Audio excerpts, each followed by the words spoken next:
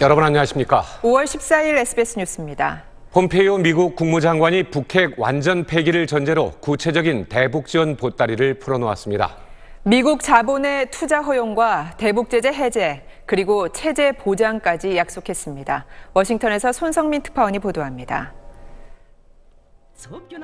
북한을 두 차례 방문해 김정은 위원장과 면담한 폼페이오 국무장관은 북한이 핵 프로그램의 완전 해체에 동의했다는 사실을 공개했습니다.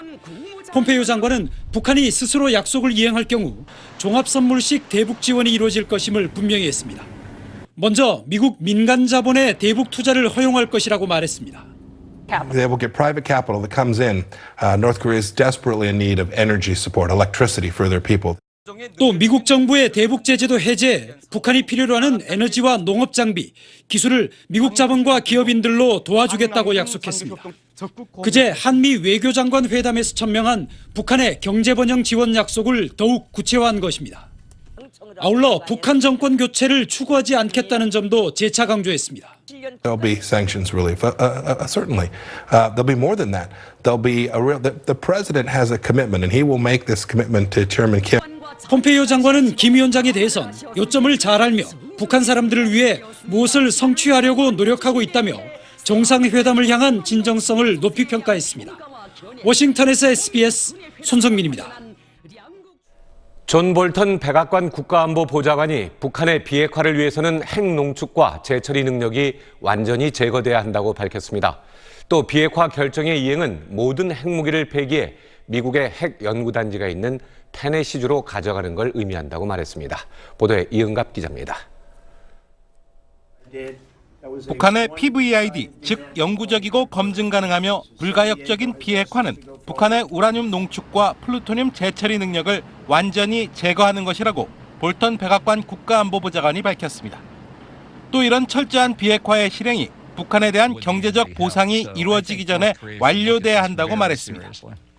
구체적인 실행 방법으로는 모든 핵무기의 제거와 함께 핵무기를 폐기해 테네시주의 오크리지로 가져가는 것을 의미한다고 설명했습니다. 테네시 오크리지는 미국의 핵과 원자력 연구단지가 있는 지역으로 과거 리비아 핵 협상을 통해 폐기한 리비아의 핵시설과 핵물질을 보관해온 곳입니다. 이는 북한과의 핵 협상도 선 핵 폐기, 후 보상 원칙을 철저히 지킨 리비아 방식이 돼야 한다는 의미로 풀이됩니다. 하지만 북한은 리비아가 핵 포기 후 체제 안전을 위협받은 사례로 보고 완강하게 거부해왔으며 최근 중국과의 정상회담 등을 통해서도 단계적 동시적 해법을 거듭 확인했습니다. SBS 이홍갑입니다. 지방선거에 출마하는 의원들의 사직서 처리를 위한 본회의가 오늘로 예고돼 있죠. 본회의를 강행하겠다는 여당과 드루킹 특검이 없으면 저지하겠다는 야당.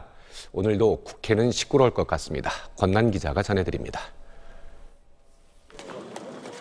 어젯밤 국회 로텐더홀에 한국당 의원 80여 명이 모여 비상의원총회를 열었습니다.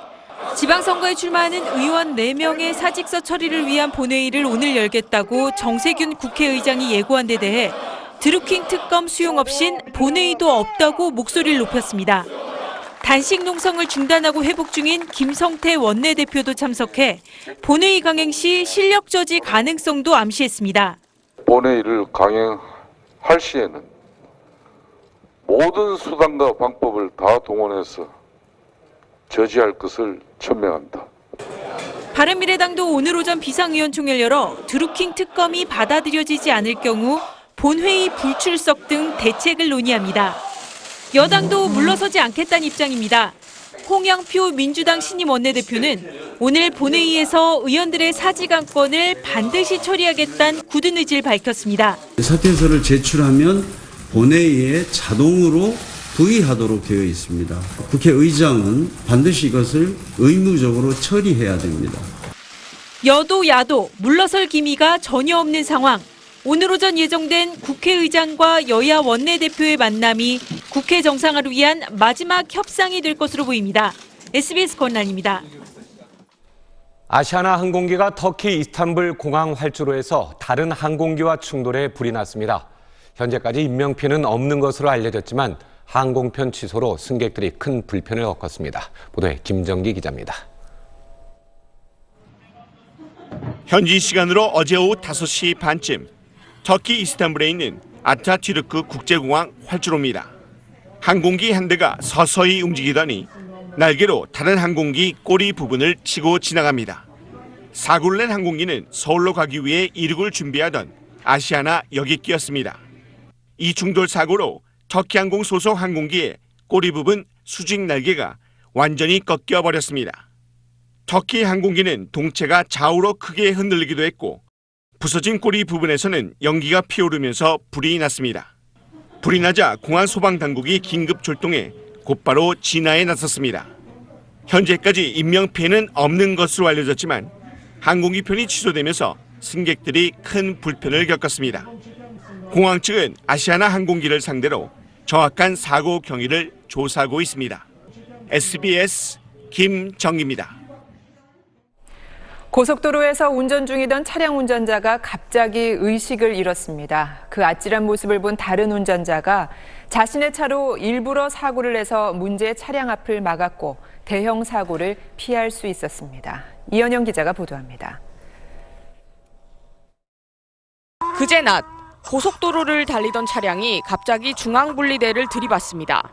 하지만 차는 중앙분리대를 긁으면서도 멈추지 않습니다. 평소 뇌전증을 앓고 있는 운전자 A씨가 의식을 잃고 쓰러진 겁니다. 차량은 앞에서 갑자기 나타난 승용차를 들이받고서야 멈춥니다. 뒤따라오던 운전자 46살 한영탁 씨가 쓰러진 A씨를 발견하고 일부러 자신의 차를 들이받게 한 겁니다. 운전자는 조수석 쪽으로 기댄 상태에서 쓰러져 있었거든요. 차는 앞으로 가고 있고. 그러니까 차로라도 우선 막아서 써야겠다 그러고 본 거죠. 한 씨는 주변 운전자들의 도움을 받아 망치로 차 유리를 깬 뒤 A씨를 차 밖으로 구조해냈습니다. 병원으로 옮겨진 A씨는 의식을 되찾은 것으로 알려졌습니다.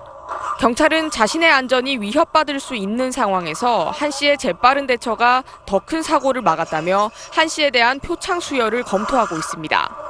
SBS 이현영입니다. 노조를 없애는 데 앞장선 혐의로 삼성전자 서비스의 전무와 상무 등 4명에 대한 구속심사가 오늘 열립니다. 최모 전무는 삼성전자 서비스의 종합상황실장으로 근무하면서 노조원이 많은 서비스 센터에 문을 닫게 하고 노조원들을 사찰하도록 주도한 혐의를 받고 있습니다. 함께 영장이 청구된 윤모 상무 등도 문을 닫은 서비스 센터에 직원들이 다시 취직하는 걸 막은 혐의 등을 받고 있습니다. 정부가 소비자 물가를 잡겠다고 했지만 콜라와 즉석밥, 설탕 등 소비자들이 많이 찾는 가공식품 가격이 지난해보다 최대 10% 넘게 오른 것으로 나타났습니다. 한국소비자원이 가격정보 종합포털 참가격의 판매 가격을 분석한 결과 콜라가 지난해 같은 달보다 11.9% 오르는 등 일부 품목의 상승폭이 컸습니다. 콜라에 이어 즉석밥 8.1%, 설탕 6.8%, 어묵 5.8% 등의 가격이 많이 올랐습니다. 소비자원은 즉석밥 시리얼 등 곡물 가공품과 설탕, 간장, 참기름 등 조미료류 가격이 주로 상승한 것으로 나타났다고 분석했습니다.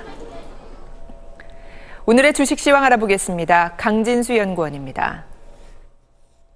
네, NH투자증권입니다. 오늘 코스피는 보합권에서 움직이고 있습니다. 북한의 풍계리 핵실험장 폐쇄 소식에도 불구하고 삼성전자가 1% 이상 밀리면서 지지부진한 모습을 보이고 있습니다. 이 시각 현재 코스피는 0.73포인트 하락한 2476.98을, 코스닥은 5.82포인트 내린 860.12를 기록하고 있습니다.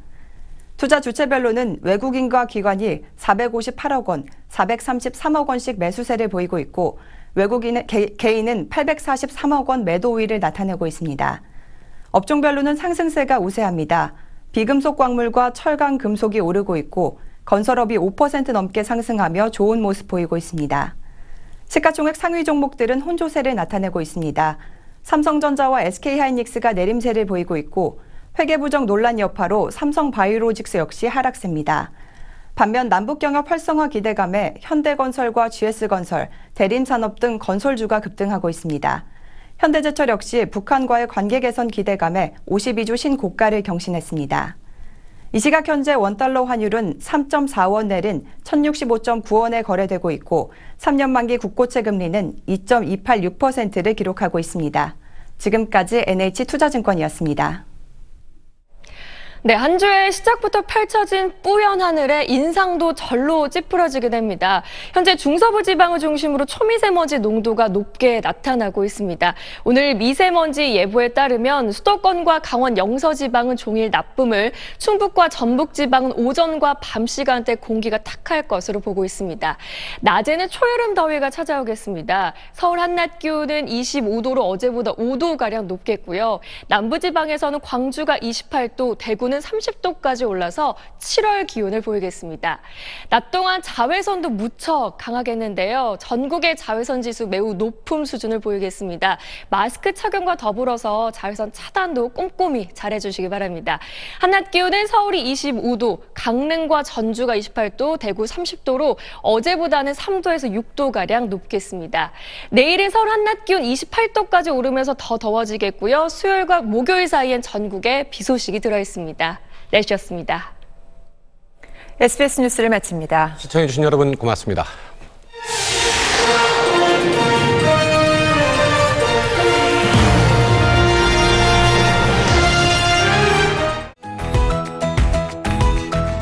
이어서 SBS 생활경제가 방송됩니다.